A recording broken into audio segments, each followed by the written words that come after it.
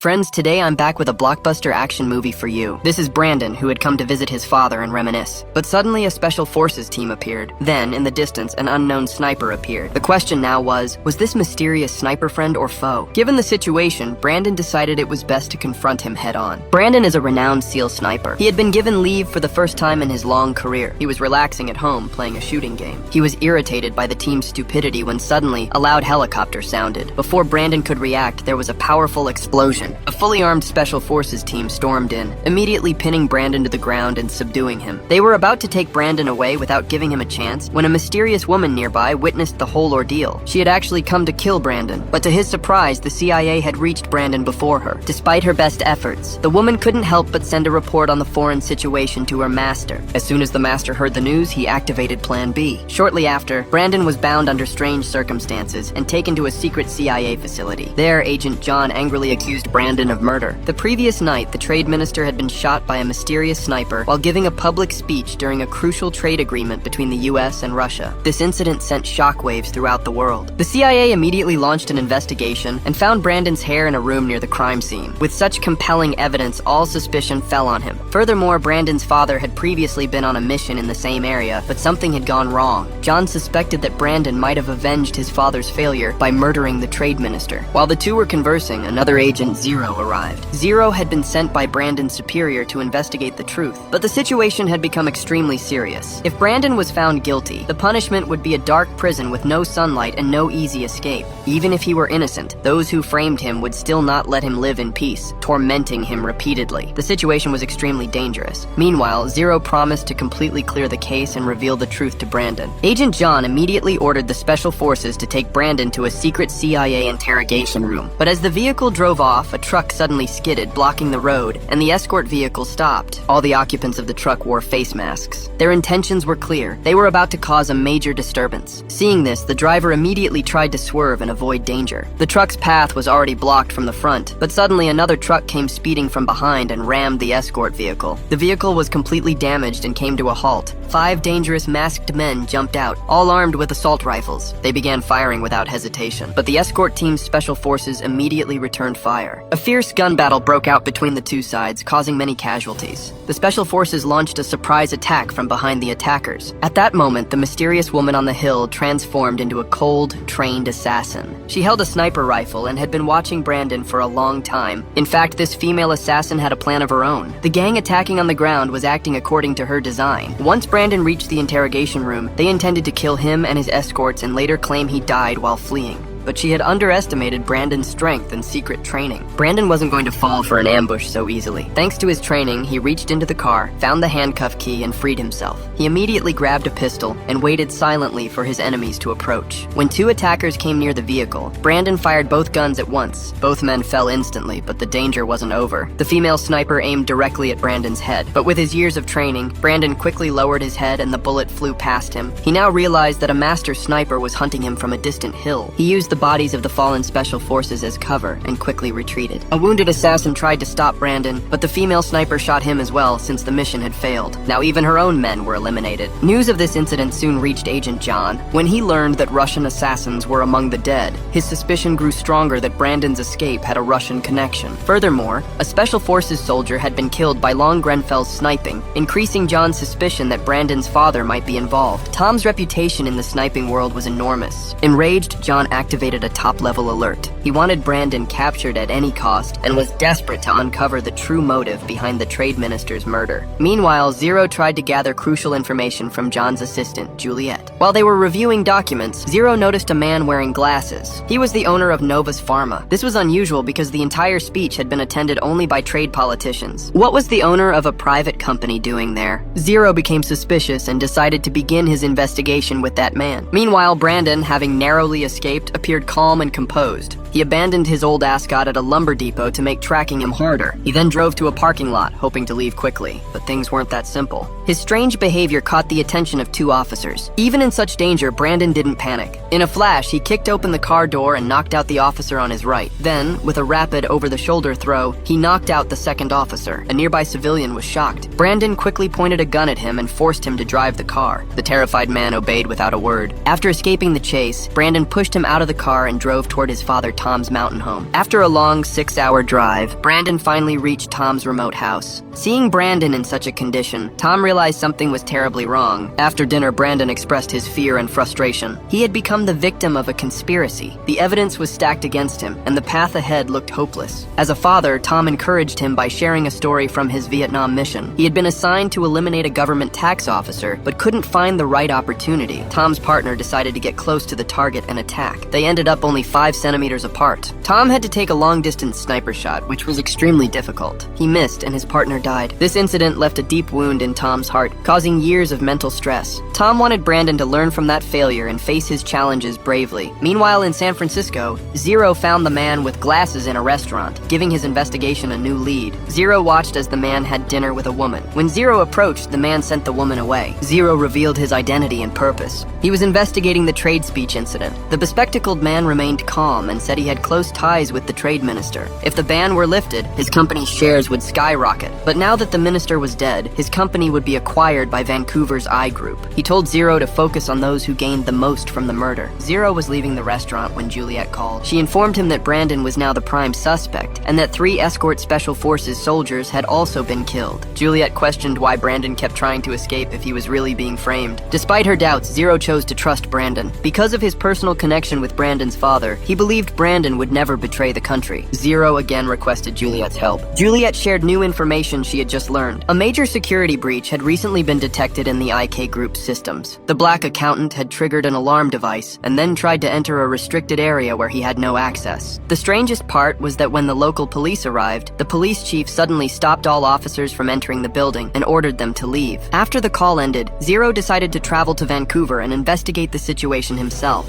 He met Drake, the IK Group's security director. Drake didn't even invite Zero into his office and behaved with complete indifference. Without wasting time, Zero asked directly, "Where is the black accountant?" He clearly stated that the accountant's role in the murder case seemed highly suspicious. Drake looked surprised and claimed the security breach had been an accident. He also said the black accountant was ill and resting at home. Drake continued making excuses. Zero didn't waste another second. He faked a handshake and left. As soon as he stepped outside, he called Juliet and asked her to investigate Drake's background. The findings revealed something shocking. Drake had been missing like a ghost for the past 5 years, with no official records or trace of his activities. While Juliet was explaining this to Zero, Agent John arrived. Juliet immediately wanted to hang up because her superior had ordered her to hunt Brandon, while she was secretly assisting Zero. John was furious. He warned Juliet not to interfere with Zero's work anymore. After John left, Juliet sent Zero an urgent message from Chuck. It stated that a Russian assassin had survived the previous Ascot attack and was now in the hospital receiving treatment. As soon as Zero received the update, he rushed to the hospital. He saw that the assassin was still unconscious, but Zero's only goal was to uncover the truth.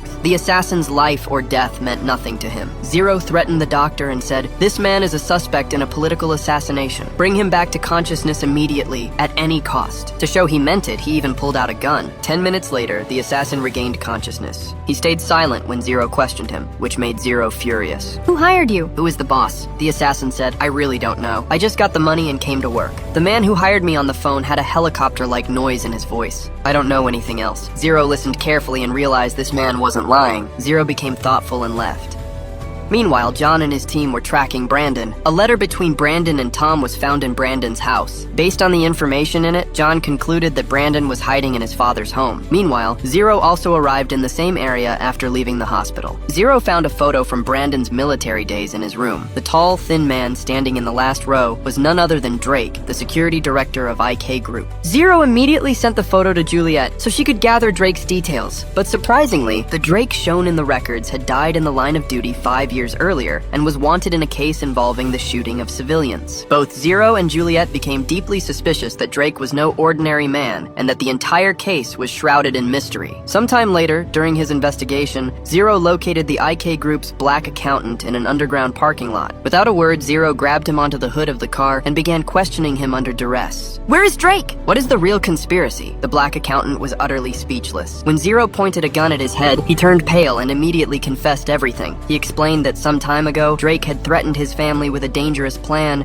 and forced him to help create fake documents. The real plot was that unless the trade embargo between Russia and Nova was lifted, Nova Company's shares would plummet. The mastermind sitting in the background intended to take advantage of this decline. As soon as the shares fell, he wanted to force the company's sale and pocket billions in commissions. The black accountant knew this was illegal, but Drake's violence, threats, and the danger to his family forced him to side with Drake. Meanwhile, John quickly assembled a special forces team and secretly arrived at Tom's mountain home. A dramatic life and death chase was about to begin. The team moved silently toward the wooden cabin. Little did they know, the two men inside had already detected their movements through the alarm system. Tom calmly handed Brandon a rifle and ordered him to flee. Then he moved a table, revealing a secret underground passage. Showing his courage, Tom emerged from the house with his hands raised, as if about to surrender. But just as the special forces were about to enter, a sniper bullet came flying at him with lightning speed. In reality, the female assassin had been lying in wait for Brandon to emerge so she could kill him at that moment. But the sudden intervention of the special forces disrupted her entire plan. A heavy exchange of fire began. Several of the team's soldiers were killed in the hail of bullets. This shocking incident renewed John's suspicion that Brandon was behind the attack. Meanwhile, Brandon was about to flee the house when the sound of a familiar sniper shot echoed in his ears. Fearing for his father's safety, he immediately ran back to the wooden house. Returning to the house, he saw a special forces soldier lying in a pool of blood. Tom felt uneasy upon seeing his son back, but a bold plan formed. Tom deliberately positioned himself at the window, holding a sniper rifle, so that whoever was about to shoot would fire, exposing their position. That moment would provide an opportunity for a precise counterattack. Meanwhile, Brandon also reached the attic and began to monitor the surroundings with his sniper rifle. Now, three top snipers facing each other from three sides engaged in a tense standoff. The female assassin spotted Tom at the window and Brandon in the attic. Now she was in a dilemma about whom to target first. The female assassin thought that if she fired, her position would be exposed, but if she didn't, she would miss a perfect chance to kill Brandon. The current situation also made it difficult to escape. In a deadly confrontation between three top snipers, even the slightest movement could spell disaster. At that very moment, the sight of a Special Forces soldier's machine gun lying on the ground sparked a plan in her mind. She immediately shot the soldier in the arm. The bullet shattered the entire sandbox and caught the attention of both Brandon and Tom. Seizing the opportunity, the female assassin tried to escape quickly, taking advantage of the injured soldier's commotion. But Brandon wasn't about to let her go so easily. Tom and Brandon immediately coordinated. They began tracking in different directions to capture the female assassin alive, as this was the only way to clear their names. The female assassin was wearing a ghillie suit that made her virtually invisible in the bushes. She waited silently, staying within Brandon's firing range. As soon as Brandon came into her range, the woman carefully pulled the trigger. Just then, Tom suddenly appeared from the side and fired his sniper rifle. As the rifle discharged, Brandon seized the opportunity and attacked the woman, striking her several times with his sniper gun. The woman deftly dodged the attack and, in the process, threw a scimitar throwing star directly at Brandon's chest. Brandon bucked in pain as the woman quickly tried to flee. Brandon chased her. Then, two flying knives came at lightning speed, and a dramatic hand-to-hand combat ensued. The woman's strength was immense. Her long legs stunned Brandon. He no longer had the strength to fight effectively. The most terrifying moment came when the woman suddenly drew a dagger and stabbed Brandon. Brandon hadn't even paused from the wound in his stomach when the woman tightly bound him with a rope. Just as Brandon lay dying, Tom arrived just in time with his rifle.